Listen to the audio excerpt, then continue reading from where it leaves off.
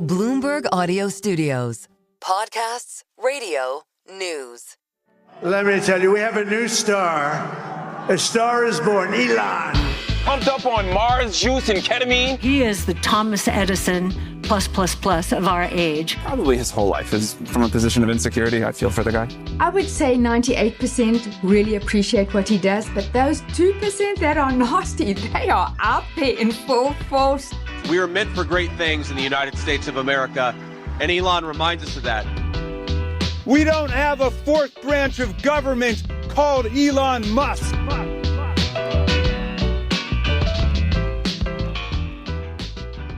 Welcome to Elon Inc., Bloomberg's weekly podcast about Elon Musk. It's Tuesday, May 13th. I'm Max Chafkin, and I'm sitting here with Bloomberg's Elon Musk reporter, Dana Hull. Hey, Dana. Hey, Max. All right, so today's show is going to be a little different. You and I have an interview with Matt LaBrot, who is a former manager in Tesla's sales operation who made quite the splash last week. Dana, can you just give us a sense of what happened, why we're talking to Matt? Yeah, so Matt is kind of a crazy story. In late April, he posted an anonymous letter, Tesla Employees Against Elon, in which he basically said that it was time to say the quiet part out loud and talked a lot about the brand destruction because of Elon's behavior. 2 days later, he was fired. And now he has kind of gone wide. Business Insider did a profile of him. He has posted on LinkedIn, and he has a really interesting story to tell. I mean, it is rare for someone who worked for Tesla for as long as he did to kind of go so publicly against the CEO of the company.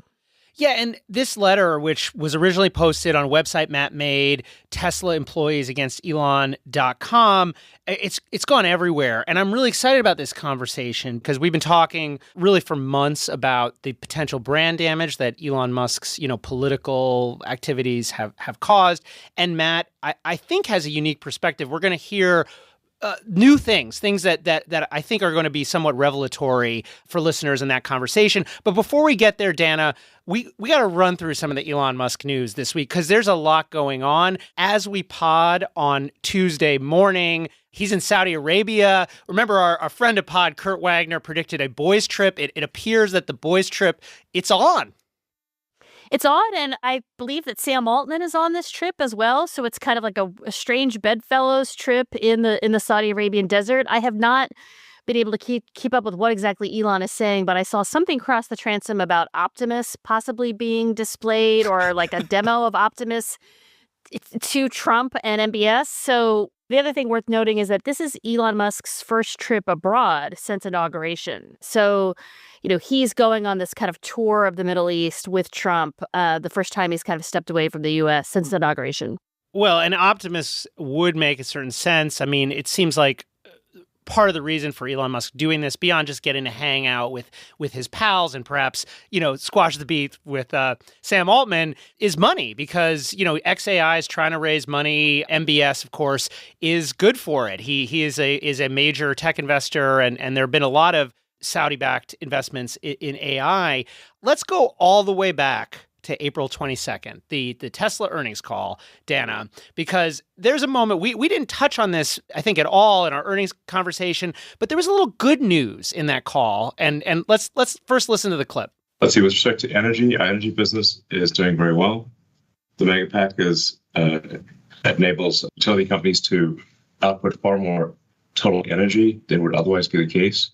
The mega pack. Now that we learned during the earnings call that the sales are up. You've been talking about this as long as I can remember. I love the mega pack as a product. I know everyone is like, oh God, Dana and her mega packs, but the mega pack is cool. Can you explain what it is before? I'm all for the love letter, but first let's give us a little context and try to, if you wouldn't mind, just translating what Elon Musk just said into English. I mean, frankly, it kind of looks like a big refrigerator or like a steel box, but it's basically, so Tesla has two business units. There's the car division and there's energy.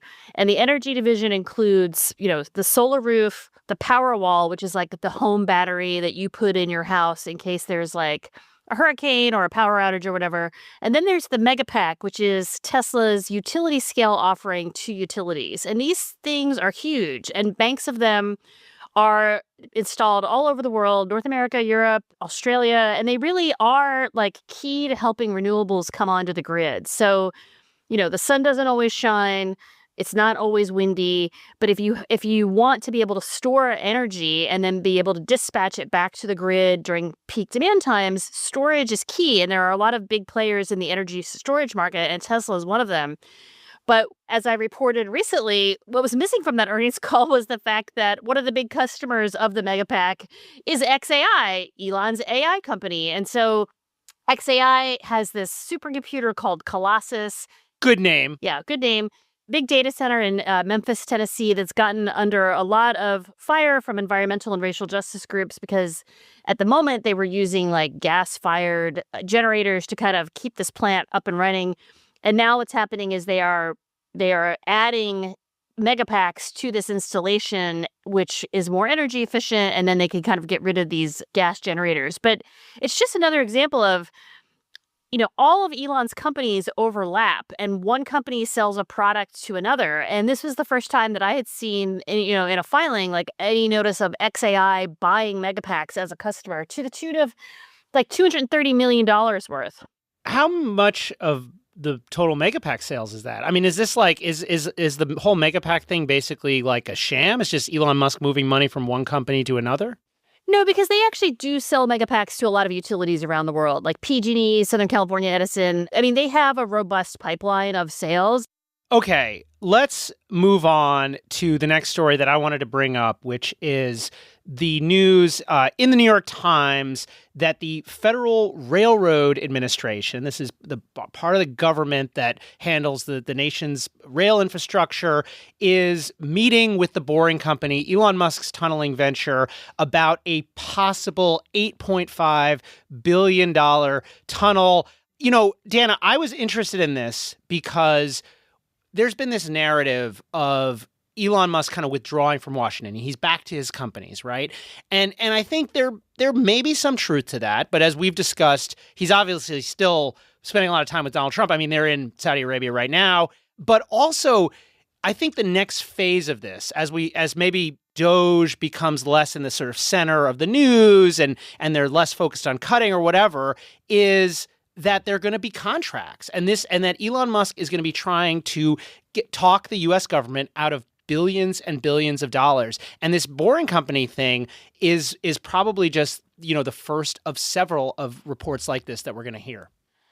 Yeah, it's interesting because of all of the companies in Elon's empire, the Boring Company is like the least successful company. I think that's fair to say. That the 2 or 3 or 4, I'm not sure how many miles of tunnels in Las Vegas that you can drive a car through are not an impressive monument to, technological innovation? You've been to the one in Las Vegas. I have not. But I mean, of all of the companies, like the Boring Company, to me, I always thought that the whole conceit of Boring was let's figure out how to perfect tunneling so that we can eventually settle Mars, where you're going to need tunnels because there's no atmosphere.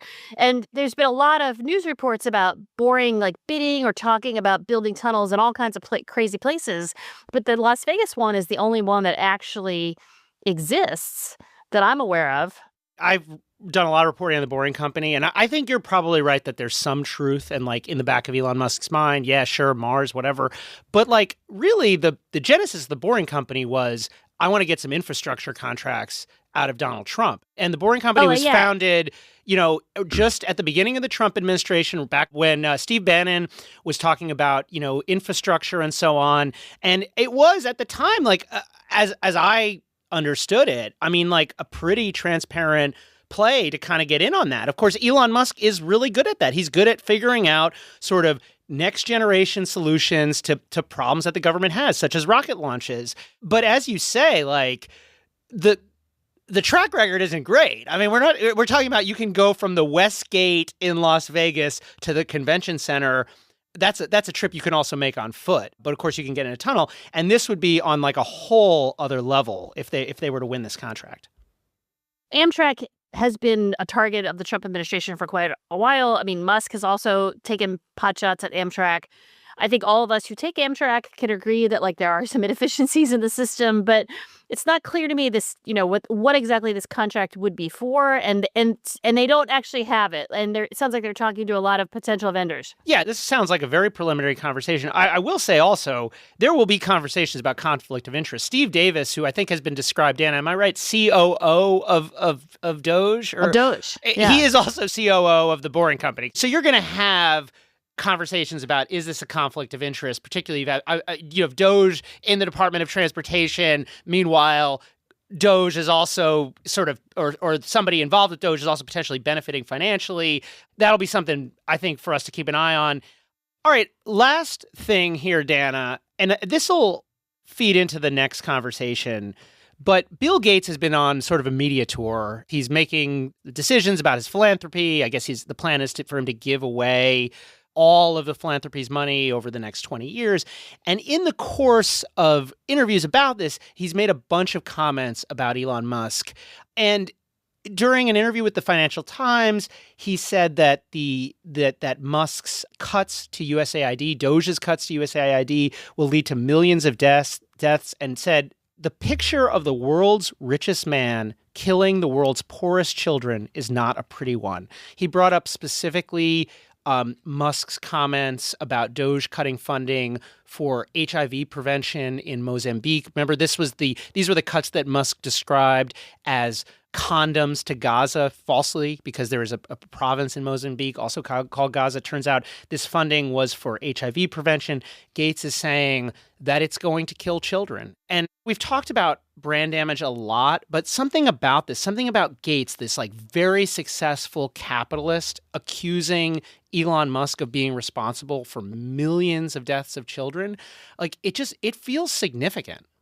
Yeah, and a successful billionaire whose own foundation has done an enormous amount of work in the field of public health and vaccines around the world, right? So, I mean, the Gates Foundation is one of the big funders of like global health. And so to have Gates come out and say this at a time when Gates is kind of like exiting the stage and winding, like sort of signaling that like his philanthropy is going to end the next stage as he ages, it's like a parting shot to the world that like, all of these cuts are Elon's fault. And I think the fact that Elon sort of gleefully posted on X that he had spent the weekend feeding USAID into the wood chipper, it sort of goes hand in hand. I mean, Elon himself very much acknowledged that Doge was key with that whole operation. And you're really seeing the fallout now around the world. I want to say, for the record, Elon dismissed Gates as a, quote, huge liar. The two have a long history of beef. Dan, I believe Gates sold some Tesla stock at some point. There was a theory that he was shorting Tesla stock at some point. Elon tweeted a mean meme about Gates. So there's been a lot of back and forth. It's one of the original feuds, right? Yeah, exactly.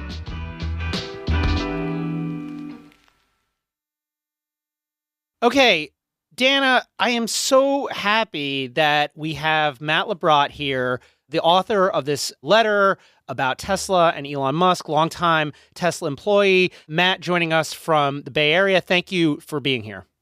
Absolutely. Happy to be here. Thank you so much. So you worked at Tesla for, I believe, almost 6 years. Tell us, just to create some context, what were you doing at the company? What was your role there?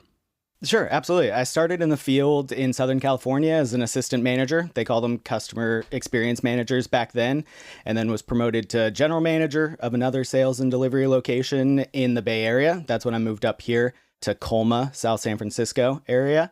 And then from there transitioned into some corporate roles where I supported the lease return team, and then eventually made my way over to customer education and internal training for our sales and delivery teams. So when I left, or got asked to leave, however we want to phrase that, my most recent role, I was creating sales and delivery content for North America for the 2,500-ish leaders and sales and delivery associates. So to back up for a second, for people who might not be aware of the sequence of events, I I got this anonymous letter in my inbox. Tesla employees against Elon. Tesla is ready to move forward. And the letter is extraordinary. And it says, our products are not the problem.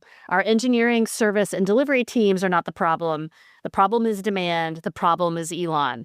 And so I get this letter and I'm like, oh my God, who wrote this? And I started emailing with Matt, who was anonymous at the time. And I was like, do you work in sales? Like, when can we meet? And like, because we have very high bar for publication at Bloomberg, I couldn't write about it until I could verify his employment. And then, like, so this letter comes out. I think every journalist who covers Tesla was probably like DMing you and trying to meet with you. You ultimately talked to Business Insider, but you got fired like 2 days later. Do you want to talk about the sequence? Like, the letter goes up. Start with why you wrote the letter in the first place. Sure. First of all, I was the only person to write and publish the letter. There were no other employees that were fully aware of me doing that. However, the letter, I appreciate the feedback I've gotten for it being a well-written letter. It's not all my ideas. This is a compilation of conversations that I've had with countless employees across North America over the last 6 months. So that's where all of this information and the idea really came from. And after increasing frustrations month over month and, expecting Tesla to make some moves, we can, of course, go into deep about the timeline of frustrations. But, really, once I decided it was time to publish this, I did everything I could to stay anonymous. The plan was to stay anonymous. I am as relatively tech savvy as I think I could be. So, I took these necessary steps. I bought a new computer. I used my home Wi-Fi network to purchase the domain and build the website, all these things that I thought I did to keep anonymous. But within 48 hours, I received a phone call from a very polite HR associate. Shout out to them. They're not the one who did this, right? So she was very nice, but, when she let me know I was terminated, she very specifically said for using company resources. And again, she's not the one who did the investigation. I can't fight with this person on it, but I very specifically didn't do that. I took these steps appropriately to actively not do that. As far as how I was found out, again, we can dig in more if we want, but... InfoSec. Yeah, InfoSec's a big thing. Could you talk a little bit about the Cybertruck and the fact that you own one and what you did with your Cybertruck as well? Yeah, absolutely. I did buy a Cybertruck. I will throw out there that I do not love the way that it looks on the outside, but when I drive it, I don't have to look at it, and it's really great on the inside. So that sits really well for me. My wife and I didn't even have a ton of arguments about buying it. It was kind of okay because I bought mine right when it came out. I think by mid-February I had mine, and it was really through the lens of we did need a truck. It would be pretty absurd of me as a Tesla employee to buy a Rivian, and I wanted to continue to support the company that I worked for. So all those things added up to great, get a Cybertruck. And then after I published my letter, this huge weight gets lifted. This tension that I've been feeling about this for a long time was lifted. And then the ideas start to flow. And I come up with the idea of turning this Cybertruck, which has been communicated many times as being such a great billboard. And I was like, great, let me billboard this thing up. And I ran to Home Depot, grabbed some spray paint and some stencils, and in my garage in the middle of the night, spray painted this message that I wanted to get across. And that message is, pro clean energy, pro renewable resources, pro EV, and pro Tesla. All of those things can be true while still then being anti-Elon. So spray painted that on the side. And I decided to park it next to the demo drive fleet that they have in the parking structure, which at least guaranteed anybody who's going to take a demo drive, they're going to see this thing. Matt, why, and maybe this can get us into kind of talking about what's happened as Elon has gotten more political, but like why that message specifically? I mean, pro EV, pro clean energy, but against Elon. Why against Elon? Yeah, the letter is not as political as the Business Insider article, went in that direction. But, the message was really the taste for Elon by our primary customer base has changed. And the reason for that is a scattering. And it started with him being more active on Twitter and eventually turning into the acquisition of Twitter. we started to see that transition happen. But as that transition was happening, we were still seeing such an influx of first-time EV buyers. So, 2022, end of 2022, we're still seeing first-time EV buyers like we've never seen before. So the first wave of people that were abandoning Tesla because of Elon kind of were able to be hidden. And then that took a huge skyrocket forward when he started to get more political and specifically in a direction where, again, for whatever reason, a lot of our customers disagree with. So, your understanding of maybe this isn't every Tesla customer, but this is a big part of your customer base, kind of like a left of center kind of suburban type who's interested in the environmental mission, not necessarily some kind of hardcore leftist, but certainly not a MAGA Republican. Sure. And that as Elon is doing this, he is essentially alienating this huge constituency, which had been not necessarily buying all of Tesla's products, because of course there are other types of customers for EVs and so on, but buying a lot of them. Yeah, absolutely. And everybody can fit into certain buckets, and Tesla customers fit in multiple different buckets. And the only one that I think that you're missing there is this group that doesn't even definitely political lean a certain direction, but they're free speech, whatever your speech is, and clean energy in whatever way it needs to be done. So there's those folks as well. And I think that, again, was the initial wave. Those were the people most in tune to what was going on Twitter, that now X. And those were that first wave. When internally did the alarm bells go off? Because we have argued on this show quite a lot about Tesla sales, and everyone would always be like, oh, the sales are going to take a dive because Elon is so political. And I would say, well, yes, but the lineup is old and the Cybertruck isn't doing well, and the Model Y really needs a refresh. So there's multiple reasons why sales are taking a dip. You can't blame it all on politics. But walk us through the timeline of, last July, Musk endorses Trump. October, he campaigns with him. Trump wins the election. Were you getting data internally where you were we're seeing a big drop off, we're seeing a big cancellation of orders? As a sales guy, you must be tracking this very closely, in real time, day to day. Was there, when did you realize, holy crap, this, we're starting to crater here? Sure. Yeah. There's so many different data points that you can go off of, but also in car sales and customer service in general, a lot of it goes off of vibes and how the vibes of the days are going, and the customers that you're speaking to on the phone that submitted a trade-in request, how open those people are to converse with you. You start to notice some changes there. But I think it's also worth acknowledging, January 2024 and to June, those were really tough financial times. Car interest rates very, very high. So you really start to see a slowdown there that is really attributed to just the current state. I do think it is worth calling out the age of the Y by that point as well was a little bit of a factor. But how long has the Honda CR-V looked like the Honda CR-V, right? The majority of customers, especially the ones that Tesla has been going after the last few years, those aren't the ones who care about the most up-to-date thing. So by June, we're seeing promotional APRs, we're seeing interest rates, all these things that Tesla hasn't really done before, really big lease focuses, things like that. So you see Tesla start to make some moves there. And then as sales, you kind of breathe a little bit where you're like, okay, this is working. The May, June, we're like, all right, we sold so many Model Ys, life is grand. It was just a financial issue. And then September rolls around. And September is where you're like, well, we're still doing the same APRs.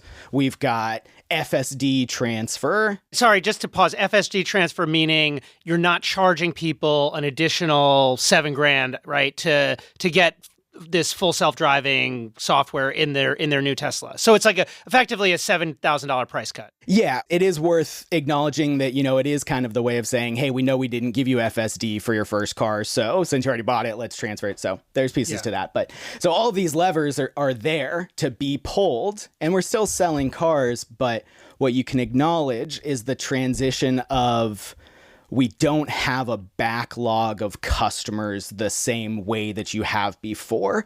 For any customer who has purchased a Tesla over the years, customer service hasn't really been the biggest focus. And, well, it has truly been our focus, but end result wise, it hasn't really hit the mark yet. But what you would see is, oh, you're not ready to take delivery of your car? No problem. We're going to unmatch it from you because it's just going to go to the next customer in line. Bye. But most of the time we wouldn't respond.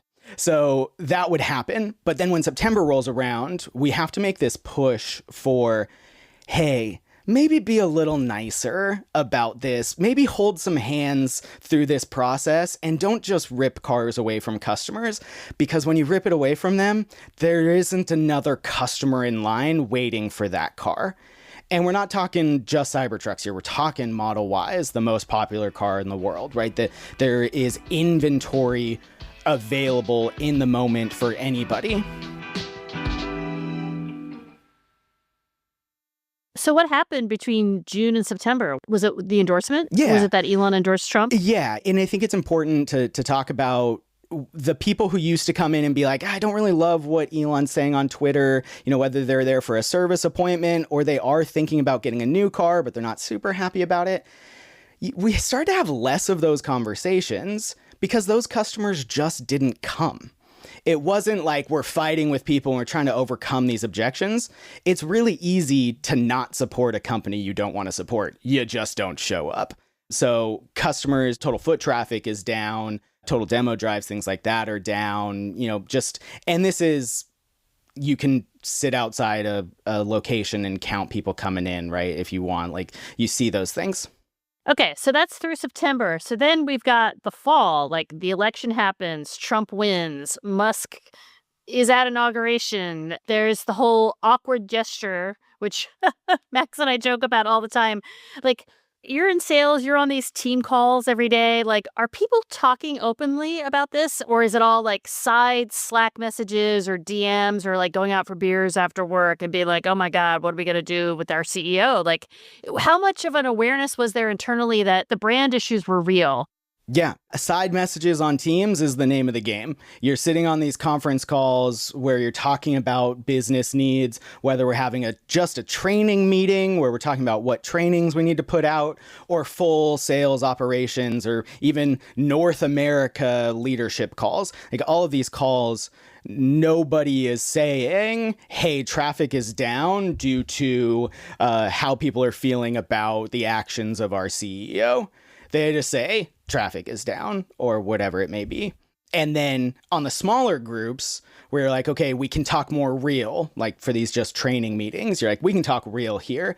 There is still no acknowledgement about this giant elephant in the room.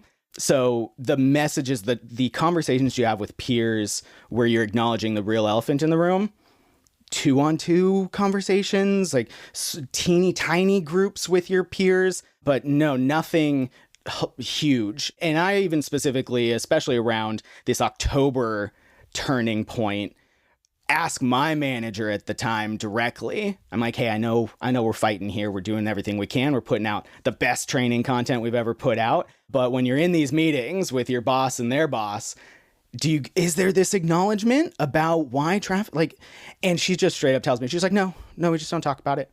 I'm like, okay, well, but doesn't that mean that we then spend time focusing on a solve that doesn't actually reference this root cause?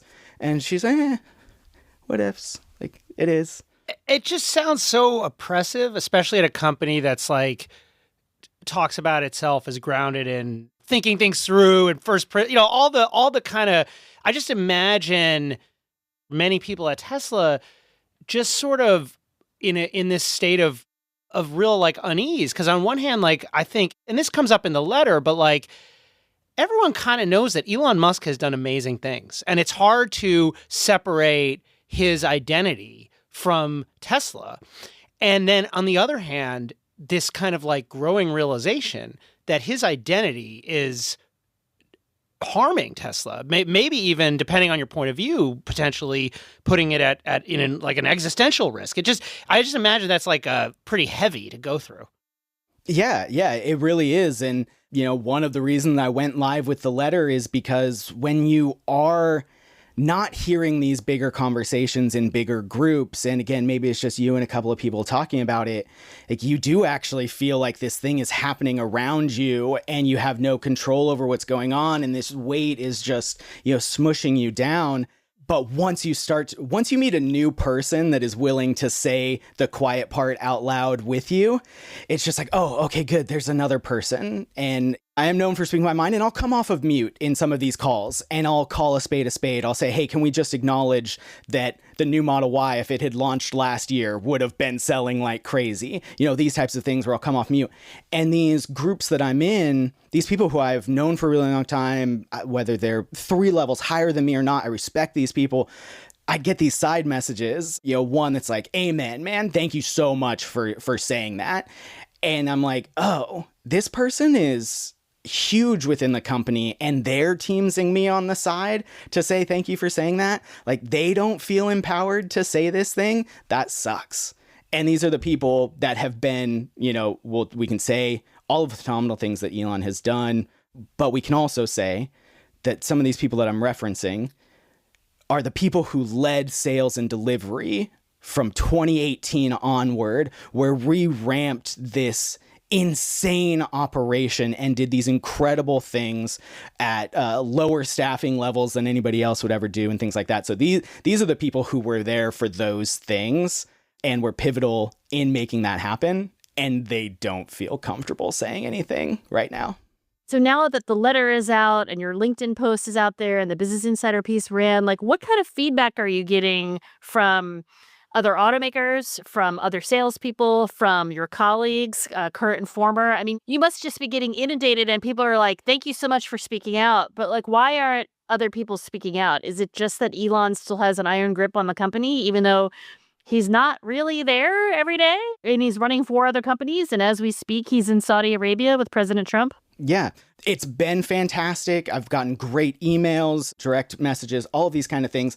But I'll also acknowledge that there are people who have outreached where those outreaches mean more to me.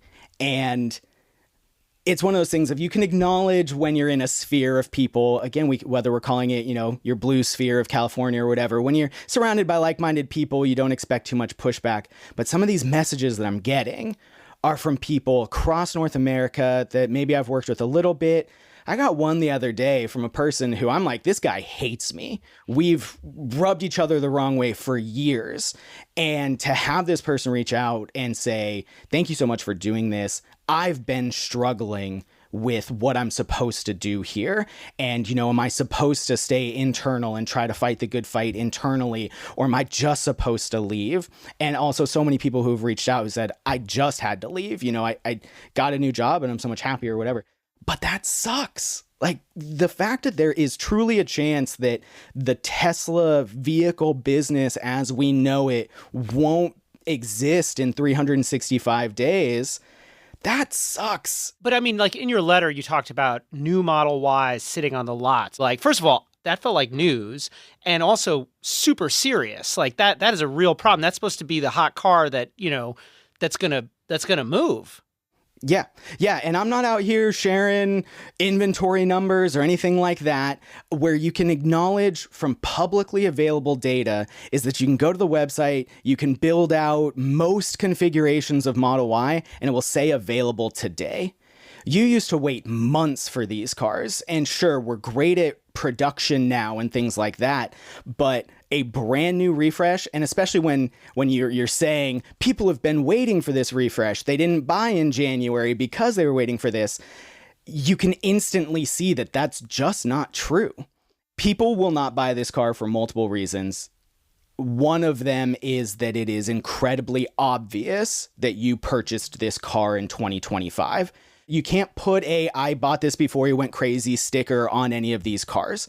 So even if it marks you, it marks you as like a post-inauguration buyer. Exactly. Yeah. And even myself, driving a Cybertruck, people have hated me right away from the Cybertruck because they've had design issues with it. They just haven't liked the way it looks. But now it's like, listen, you bought this, he was already crazy. And I can acknowledge that if I had picked my head up out of the sand, I probably should have known by that time where things were headed.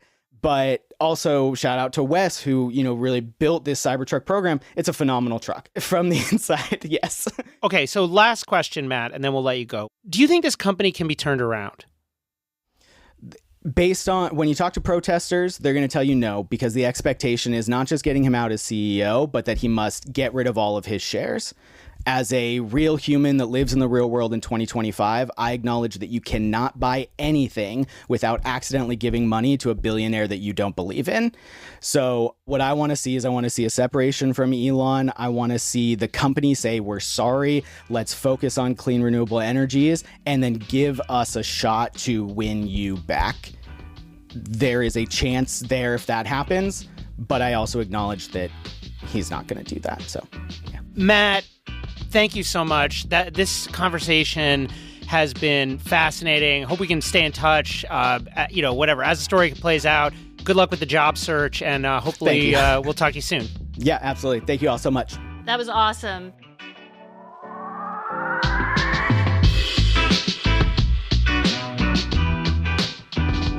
This episode was produced by Stacey Wong.